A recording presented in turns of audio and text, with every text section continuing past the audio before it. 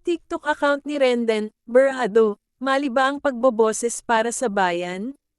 Binura umano ng TikTok ang account ng social media personality na si Rendon Labrador. Gigil itong ibinahagi ni Labrador sa pamamagitan ng isang Facebook post nitong Miyerkules ika-30 ng Agosto. Kalakip ng naturang post ang 3 screenshot na nagpapatunay na permanently banned na ang kanyang account dahil sa umano'y multiple policy violations.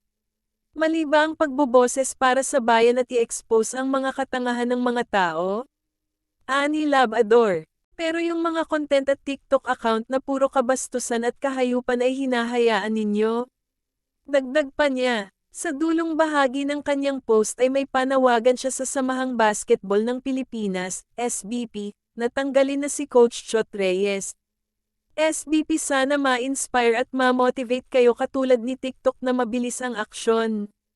Tanggalin ninyo na agad si Chok. Delete nyo na siya sa mundo ng basketball. Kamakailan, nanawagan si Labrador na magbitiw na lang sa kanyang tungkulin si Coach Chot, na tinatawag niyang Chok, dahil sa sunod-sunod na pagkatalo ng Gilas Pilipinas sa FIBA Basketball World Cup.